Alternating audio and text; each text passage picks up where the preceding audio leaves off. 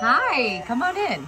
And join in. It's the Very Merry Life. Hi, I'm Mary Hendricks, and you might know me as that relatable AF Mama over on Instagram who hopefully feels like an old friend at this point. And if not, it won't be long till it feels that way as we get raw, unfiltered, and very unapologetic in all things motherhood, marriage, sex, and more.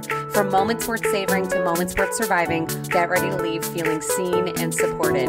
You have a friend here now, so hey, take a seat. What's going on?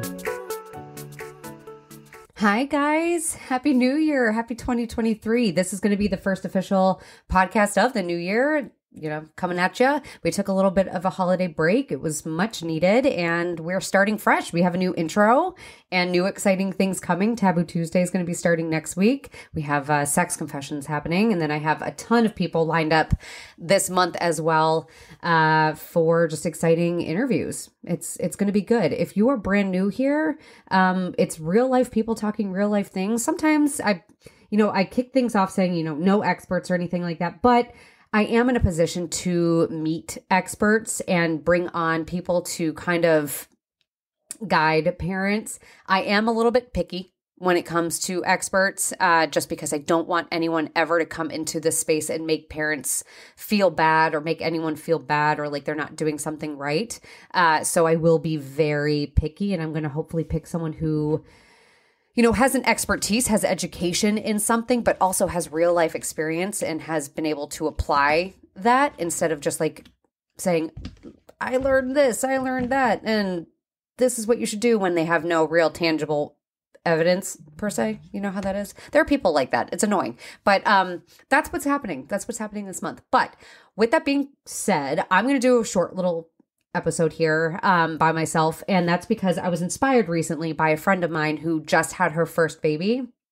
So exciting. She had it at a great time right after the holidays. I have a December 22nd baby with Cassidy, and I personally loved having a baby during Christmas time. I know some people do not want it because they get all nervous about their birthdays and the holidays. I don't see why that's an issue. I don't know. My mom was born on December 17th, and she loved it. She loved having Christmas associated with her birthday because it was an automatic excuse to have a Christmas party, and I'm all here for it. And I'm hoping Cassidy feels the same exact way. If she doesn't, that's cool too, but we will figure it out. Anyhow, with my friend having a baby, I was thinking about, that first time having a baby thing, and I'm so glad I'm not a first time mom. It's just a lot. Oh my God. I forgot about what that's like until Kevin recently shared a video of me probably a week after I had Cassidy, and I watched it and I was like, one, I look super young. Two, I look like a deer in headlights because I could just like put myself back in that position being so nervous and so unsure, and like just postpartum is wild. I recently talked about that, my postpartum journey on Instagram, and postpartum is just such a weird thing that you don't realize how weird it is until you start coming out of it. And I could tell that I was like in it. It's like you have a glazed over look. It's very weird. But I wanted to come up with 5 of my top tips for a first-time mom of things I've learned. And you can go through all of it. You can go through people that will recommend A, B, and C, things or whatever. I'm going to kind of go through the tips that I learned as a third-time mom that I had wished I had known about. And it's not like the expected tips and tricks. This is like the stuff that you wouldn't have ordinarily thought about. And I'm going to list them off here in case anyone here is a first-time mom or not. It's worth a listen. That way you could pass this on and keep it going if you like it. So first, if the baby is having a second of crying, or if they are colicky or just more fussy than usual, I want you to stop, put the baby down in a safe place, and walk away and take a deep breath. I know crying is a funky thing. Some people don't like it, and they don't like the idea of leaving a baby to cry. And I'm not saying to leave the baby for hours or anything. I'm saying to go take a hot second and go collect yourself, because baby crying is one of the most triggering noises you will ever come in contact with.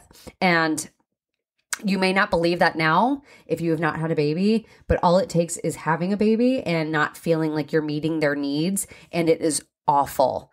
It is awful. And you could have done everything. You could change their diaper. You can make sure that they're well rested. You can make sure that they're fed. You can do all of that. And it might still happen that they are just crying and you don't know why.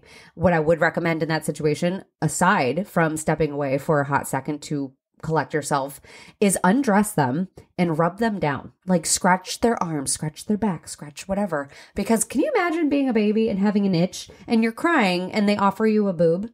No, like they're probably miserable. That's probably what it is. Babies cry. Most of the time, if they are getting a need met, that will stop. Sometimes it won't. Follow your gut. If something feels wrong, go with that. But if it's just ordinary crying, collect yourself and then get back to it, or ask a partner to tap in. It is much safer for your baby to cry in a safe place than it is for them to be in your arms when you are exhausted or frustrated. Talk to an ER doctor. Accidents happen. This is so terrible when you hear about people shaking their babies and shaken baby syndrome. I never used to understand that until I became a mom, and I'm not condoning it by any means at all. I'm just saying, until you become a parent and you are so heightened by baby cries and you are so tired and so exhausted. I remember having a night where Cassidy did not stop crying. I remember that. And I remember putting her down in her crib and walking away and then saying please stop crying, please, please, please. And my hands were shaking. If you could see me now, my hands are jutting out. Imagine if I were holding her. That wouldn't be pretty. So put them down and go in the other room and go punch a pillow, scream in a pillow, whatever you got to do to decompress and then get back at it. It's just a lot. It can be a lot. And it's okay. It doesn't make you a bad parent. If you get heightened by baby cries, you're just a human. And personally, I honestly think it's an instinctual thing because it is just human nature. I think it's just animal nature for us to want to stop the crying, no differently than a mama bear wants to help her cub. And when we can't, it's incredibly hard. So that's the first thing. Second thing that kind of goes in pair with this, invest in earplugs. Buy some earplugs, especially when you're driving. Keep a pair in the car. Keep a pair at home for moments when you are heightened. If you cannot tap out, or if you're driving, let's say you're stuck in bumper to bumper traffic. I've been there before, and your baby is pissed off. Put the earplugs in. You can't do anything that, you want to be safe. You can't pull over on a highway. Just be safe. Get to where you need to go. The baby is going to be okay, but you might not be. So put the earplugs in, turn up the music. They will be fine. You will be fine. Get to where you need to go and then deal with it. But until then, invest in earplugs. I promise you, it is great. That's the second thing. Third thing, trust your gut, but don't assume that intuition comes automatically. I swear, moms have an intuition. Moms have mom gut. We do. It's true. But it comes with experience, and it comes with time, and it comes with trust. Trust. And that trust and reaffirming trust from others. I swear, if you surround yourself with people, family, friends, providers who make you feel stupid, it's not going to help. So if at any point you feel like anyone is making you feel that way, they aren't for you. Get rid of them. Boundaries. That is when you're going to learn so much about the boundaries that you want. Protect your peace. Do what you feel is right. Same goes with formula and feeding your baby. Breastfeeding, this would be my fourth tip. Breastfeeding is hard as fuck. Breastfeeding is so hard. I'm doing it. I've been breastfeeding now for 10 months. That was not my intention. I've talked about this before on Instagram. I don't like breastfeeding. I don't. I do it because I thankfully have always had a really good supply. And I don't feel like spending money because I'm a cheap motherfucker. I don't like spending money on formula. If I can avoid it, I will. And I'm lazy. I don't feel like washing bottles. Being a formula feeding mom is not easy. So I give everyone that is formula feeding credit because you guys are kick ass. You guys are doing work. You're spending money. You're investing. And you also have decided how you want to feed your baby. And I think that is a very powerful thing. And I hope you are proud. No matter what you're doing, breastfeeding, formula feeding, you are kick ass and it's just as great. Each is just as great. I'm not here to compare. I'm not here to say one is better than the other. Your baby's fed. In my book, that is equally, just as awesome. So great job. But that being my fourth tip, if anyone ever makes you feel bad for how you're feeding your baby, tell them to go fuck off. Yeah. Because that's not for you. You don't need someone in your life that's going to make you feel bad. Nope. They can do that to themselves. That's nothing on you. It's projection. And that's not fair to you. You're doing great. So that's my fourth tip. And final fifth tip would be, should have prepped. I should have written these down. Fifth tip. It's going to be okay. It's going to be okay. I'm going to finish off by reading what I wrote for Instagram the other day in a caption about my postpartum, just because I like to write. I'm not the best at grammar, but I like to write and I like to just reflect on things. And this was me reflecting on my postpartum. And postpartum's weird. Postpartum is a very funky period where you just are in a haze. It feels like you are in a bubble and you won't really even realize it until that haze starts to break, until the sunlight starts to seep back in. You won't realize that you were kind of living in the shadows. That's how it feels. And that's where I'm at. Like I'm starting to see the light of life again. Not that I wasn't happy or anything. It just, you don't realize where you were until you're out. And it's wonderful. Postpartum is a great period of like refiguring out yourself, but it is, that is the one thing. I remember when I was pregnant this third time, and if I am ever to get pregnant again, it's the one thing that makes me stop in my tracks, because postpartum is not fun.